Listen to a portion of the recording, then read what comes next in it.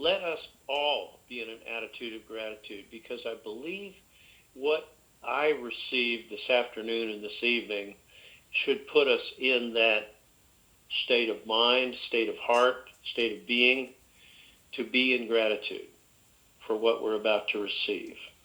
Because every indication that I have is very, very positive for us. The timing is good for us to go here before, I'm going to say, we are in the moment. We are in that moment. We are so close from what I've heard, especially tonight before the call.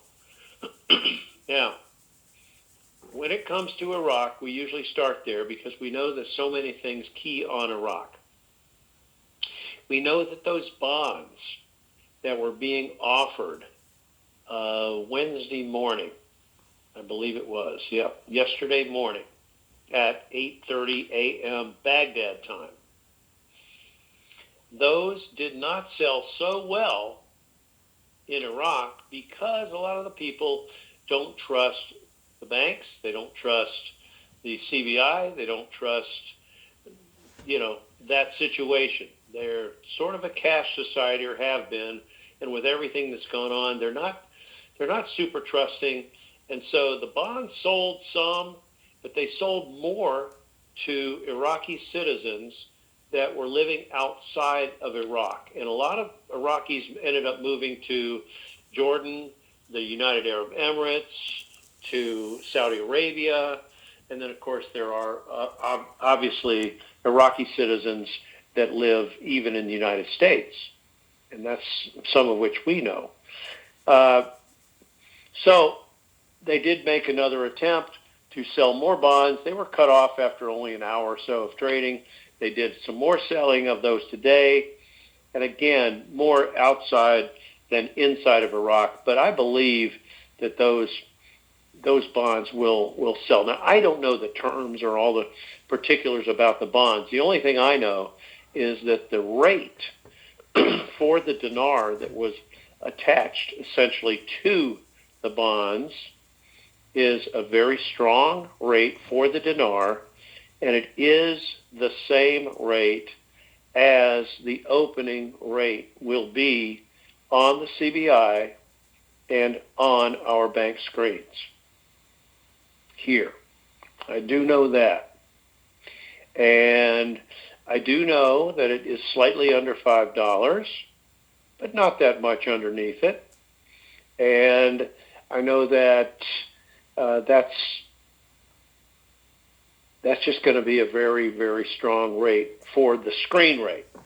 Now, you guys know that you can negotiate above the screen rate for even the Iraqi dinar, as well as the zim and the dong and the rial, if you wish, but if you have humanitarian projects that you will use some of the money for. And the greater the percentage that you plan to use for your projects, sort of the higher, they will allow you to go on your rates. But don't say 100%, or don't say all of this or that. Just keep a realistic percentage of what you plan to use or what you believe that you'll use for humanitarian projects, and that would allow you to get a higher negotiable rate. All right, now, some people believe and are talking in terms of banks. When I talk in terms of our experience that is coming, I talk in terms of the exchange locations, I talk about exchange centers, and I talk about redemption centers. Now, when I say redemption centers, that's because we're redeeming the ZIM as a bond. That's why I use the term redemption centers, because we're redeeming them as bonds, the ZIM. Now, the other currencies we're exchanging. Okay, that's why we use those terms, just to clarify that, exchange center versus redemption center. Some people are thinking always in terms of the banks. When are we going to be in the banks? Well, there are going to be banks that will be doing exchanges. They won't be doing Zim unless they're HSBC or Wells Fargo. And then there might only be so many, all the HSBCs, of course, would do Zim. And some of the HSBCs, I believe all, will be used as redemption centers, okay? But some people tend to believe that the dong is going to be at 47 cents, and that has been their thinking for 8 or 9 years. It's just not true. The dong is already close to $2 just the other night. So just to give you an idea, I think the screen rate is going to be in that range or higher, okay, for the dong. So now you have a rough idea on the dinar and the dong. Zim is going to be just, I don't care if it's $1, which would be on par with the U.S. dollar at $1. It could be a little higher than that. But do you realize with the denominations, and please, guys, there are no zeros coming off of the Zim, okay? It's a bond. It's treated as a bond. If you're in a deal that takes zeros off of the Zim, you're not in a real deal. You're not in a fair deal, just to let you know, okay? The denominations are large, as you know. Billions, trillions, 10 T's, 20 T's, 50 T's, 100 T's. Those notes, that's what they're worth, especially if the Zim is at $1, which it could very well be. You're looking at, a $100 trillion note being worth $100 trillion. That's why the Zim exchanges will go to a structured payout. Now, the other currencies, and that'll be a 25-year payout. You can, as I mentioned on Tuesday's call, you can negotiate slightly less than 25 years, depending on how much you have. The more you have, the more likely it's going to be a 25-year payout, okay? If you had one or two notes or smaller notes, you might be able to pull off, a shorter period of time for your structured payout. Me, I'm thrilled with the idea of a 25-year payout. I think it's fantastic. Not to have to worry and to get a steady rate of return that comes to me every quarter to use for my projects or whatever. I think it's fantastic. I don't have to worry about the investment aspect of it. That's what I love about it. It's kind of like it's done for you. Now, let's see, where was I going to go with that? So keep in mind that the money that comes from the exchange of currencies like dinar, dong, rupiah, Afghani, and rial, those funds are fully accessible to you. You do not have to put those in your structured payout. You could, if you choose to, lump those in, but they don't have to be put in. They could be just available, accessible to you right away with no limit to the accessibility of those amounts, okay? So that's kind of different. That's kind of neat. And that's how I'm going to do it myself. I'm just going to take the amounts designated for the other currencies, dinar, dong, whatever, rial, and keep those separate in my mind and in my account so that I don't confuse that with the structured payout account, which would be from the Zim. Okay? So just a little clarification there. Now, when you go in, you will, when you're setting up your accounts and all that, you will have a what they call a skeleton trust. Think of skeleton as bare bones, a basic trust that you will want to establish before you walk out of the bank. They're going to want you to have something.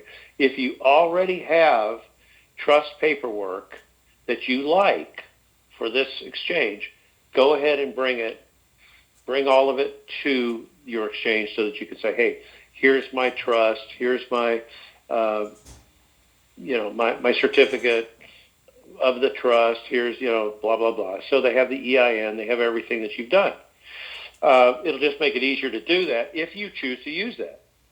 But we will have the ability to set up a basic skeleton trust at the time of the exchange, and then you'll have a period of, I believe, up to about 90 days, that's 3 months, to get with your attorneys or attorney, your estate planning trust attorney, and set up whatever proper structures will be right for you. Okay, and then you could substitute those. Now realize you can have as many accounts as you want underneath the ownership of the trust. Okay, you don't have to have one trust for this account, one trust for that, whatever. You can do that. You can set up multiple trusts. Okay, but you also can use a master trust and then put some other things underneath that. You can actually put an LLC inside your trust and keep it that way. I mean, there's several things. And your attorneys, not Bruce, of course, because guess what? I'm not. I'm not a CPA. I'm not an attorney. And I don't play one on the big call. So check with your attorneys, your legal team at the time of your exchange. Sort of start creating that. Bring your trust paperwork if you want to use it. But if you don't, you can just create one right then at the time of your exchange. Now, if you're going in and you plan to use a trust that requires an EIN, okay, an employee identification number, EIN, you would need to have at least 5 trust names already written down to bring in. Don't try to remember them. Just write them down, at least 5, because when they go to set up your trust based on your jurisdiction, they'll be trying to essentially see if that name is available for your trust. Okay, if it needs to be registered. Some trusts do not need to be registered. Some trusts do. Okay, check with your attorney in about that as well. Okay, so what you want to do is have at least 5 names available, so that if one's not available, you can go to the next one, and so on, all the way down to where you're hoping that if you do get down to the 5th name, hopefully it's available. It can be something crazy, something fun, but it's going to be the name of your trust, so don't get too crazy with it. So that's something I wanted you guys to be aware of, that takes place in that hour and 10 or hour and 15 minutes that you'll have for your exchange. You're going to have the currency verified and counted with the De La Rue machine. Okay, then you'll also be talking with a representative to set up your accounts. You'll be talking to somebody about your projects. If you're doing any humanitarian work, you'll be talking to them about that. Negotiating your rate. After that process takes place, you'll be negotiating your rates or working right off the screen rates. That's fine. You'll be either signing or not signing a non-disclosure agreement, depending on the situation. And I can't tell you exactly whether screen rates are going to. My indication is that screen rates would not require a non-disclosure agreement, except possibly the Zim may still require an NDA, even if it's at the screen rate. That I'm not sure of. Okay, don't come back and get back at me in case that's not the case. You'll find out just like I will when we get there. But the point is, you'll get that NDA done. You'll have a new account, 1 or 2 accounts set up, not 15 different accounts, just 1 or 2. You'll have.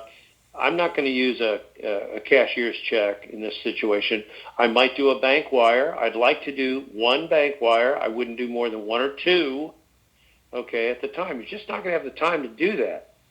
And you'll pick up some cash, meaning new currency at the exchange centers, and you'll also get access to a temporary debit card, credit card, and then you should be able to get your permanent credit debit card from the bank that you choose there.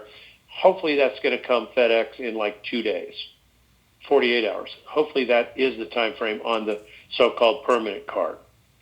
So there's a lot to happen in a fairly short amount of time.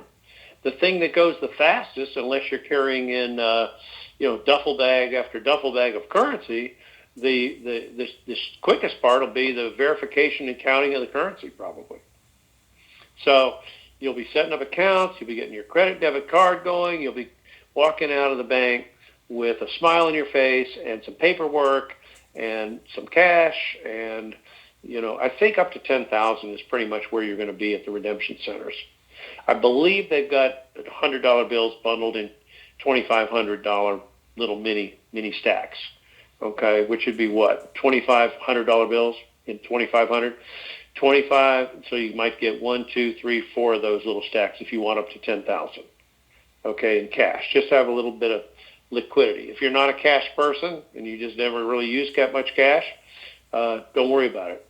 If you want some and you're used to spending cash and using hundreds, then by all means, help yourself. And then when it comes to humanitarian projects, this is where your dog and pony show on what it is you plan to do for humanity would take place. And it doesn't have to be a long diatribe. It could be 2 or 3 minutes.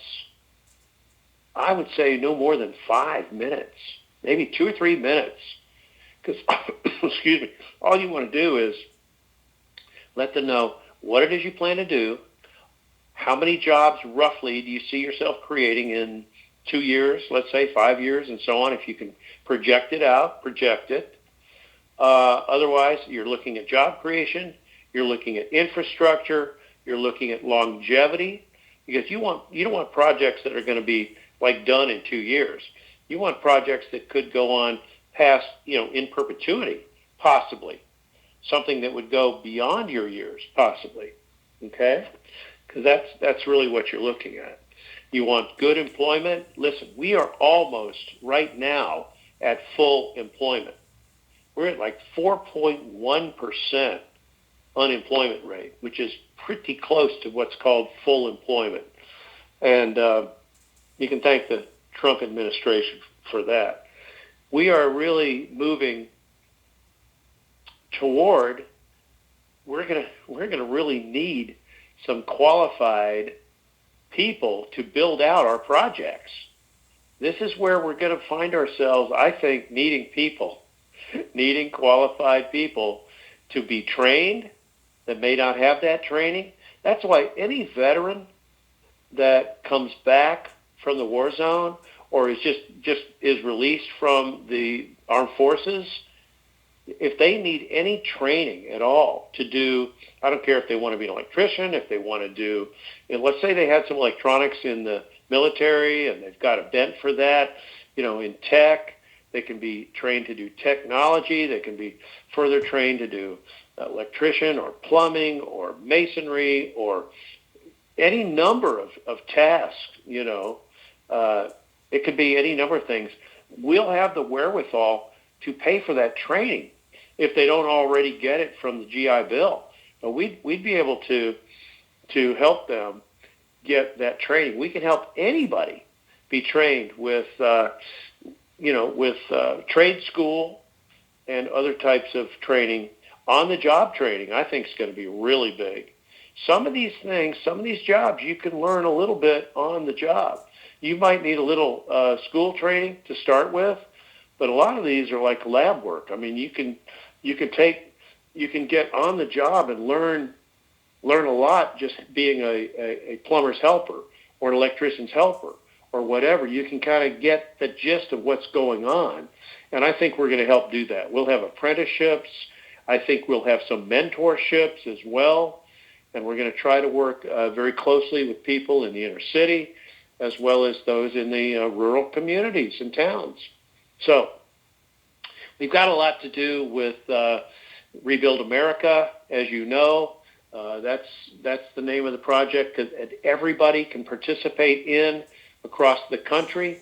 You can say that you plan to be part of that project. It would be wonderful. You don't have to mention my name. You could say something about the big call if you want. It's just a matter of probably they will have heard about Rebuild America. And then you can tell them that you plan to be part of that in your community, in your town, or in a place that maybe you're going to move to, or in a place that you just know is within a reach, and you can sort of look to do and make those changes there for that town or that city or that community. I will be working with my team to try to put a template together of how to begin and how to start and what we think is important to do to create a template for us to all be doing basically the same thing all over this country. You see? It's not that I'm going to necessarily build your town or I'm going to build your community, but you can build your town and rebuild your America there by looking at what it is we're going to be doing all over the country. And so that every place in the country is going to have slightly different things happening, obviously, but whether it's rebuilding homes, rebuilding schools, clinics, recreation centers, creating infrastructure opportunities with roads and bridges and maglev railway, all kinds of opportunities are there, okay? And we'll be working. Hey, don't forget, fiber optics, improving internet quality. All of those things are part of our infrastructure as well. So if your leading is toward one or the other type of things, then you'll gravitate toward that, and that'll be what it is you'll want to do in that town, and that'll be great. So that'll be coming after we get with the team and we put that concept together and we put it on the website, and you're able to see all that, okay? And we do have websites reserved already for Rebuild America and for the Veterans Retreat Network. So those will be pointed toward our newest website, which is bigcalluniverse.com. That's the one that you register on if you want to get an email with the 800 number information on it. That's the one that you would register with. And we have quite a few people that are registered already, but I'm sure more of you might want to consider doing that.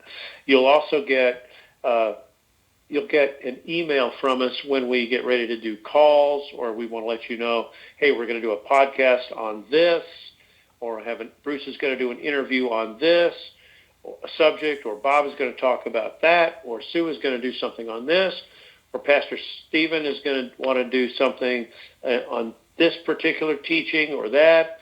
We'll try to make it something that you guys are familiar with and you can go to as a live podcast or as just a recording that you can pick up and listen to anytime you like, which is really the way to go, obviously, the way to go. But we'll be starting those up in probably a month or so after we get going ourselves with everything that we plan to do. Okay? So let's see if there's anything else. Oh, yeah. Let's go back a little bit more about some of the intel. Now, how close are we? We're very close. Before President Trump left for Davos yesterday evening, he gave permission to Stephen Mnuchin with the Treasury Secretary, to release this for us to the banks prior to midnight tonight. Release it to the banks. Now, understand me. Anybody that's listening, don't confuse what I'm saying. Listen carefully. That means that the banks have it or will have it tonight to release when they are ready, when the banks are ready. Okay? Maybe they're going to be ready quickly. Maybe they won't. We'll see. We'll see how quickly that manifests. Please understand what I said. This afternoon, the 5 major banks, HSBC, Wells, Chase, Citi, and Bank of America, all were on a conference call that started at 3:45 on the East Coast. I don't know when the call ended, if it even hasn't ended yet. And it only had 3 representatives from each bank, 15 people on the call. Now, I don't know what they were talking about. I can only presume what they were talking about. but hopefully it was about the release time and when it was actually going to go and how they were going to be prepared for it, blah, blah, blah. Okay? But I'm just here to tell you that things are in the works, and the president is supposed to speak as the final speaker in Davos tomorrow at 1 o'clock Greenwich Mean Time tomorrow out of Davos, Switzerland. And I believe that's going to be fairly early in the morning, like 6 to 7 in the morning Eastern Time tomorrow. And I don't know if it's going to be covered on Fox or if it'll be covered anywhere else. Hopefully it will be, and we'll kind of look for it. Maybe I'll find out tonight what the deal is on that. I don't know that anything is contingent upon his speech, the release for us, whether it will be contingent on it or not. I've heard what I would call rumors that it may go after. I've heard that it may have nothing to do with Davos. Okay? So just to let you know, I can't tell you one way or another on that. But I know that either the banks have it or they're going to get it by midnight tonight from the Treasury to release. And that's really where we are. And I'm very excited. And I'm very excited about it. I'm honored to still be chosen to receive the toll-free number, and I'm looking forward to receiving that at any moment. I think we're basically, guys, at a moment-to-moment basis. That's where we are. We're on a moment-to-moment basis. So let's be in that attitude of gratitude. Let's be grateful that you were chosen for such a time as this, and that you are ready, prepared for your exchange and your Zim redemption. Okay? Can't think of anything more pertinent or anything else that's relative to where we are right now. And I think that what we should do is just all just kind of go back in our minds and think about how we want to present ourselves. Make sure you bring 2 forms of identification to your appointment after you call and set your appointment. Bring 2 forms of picture ID. Bring a recent utility bill, could be a cell bill, utility bill, something with your name and an address on it. And use a passport if you have one. If you've got one, bring it. Let's see. I don't know, guys. I mean, we've been over this stuff for 5 or 6 years now, so I can't think of anything really new. All I can say is that I'm excited. I'm excited, and I'm looking forward to receiving a call with the toll-free number, and then we'll get it out. We already have information delivered to the place it needs to go. All we have to do is drop the phone number in, cut and paste it, drop it, boom, it goes out. And Bob's going to help us oversee the dissemination of the emails from our new website to those that have registered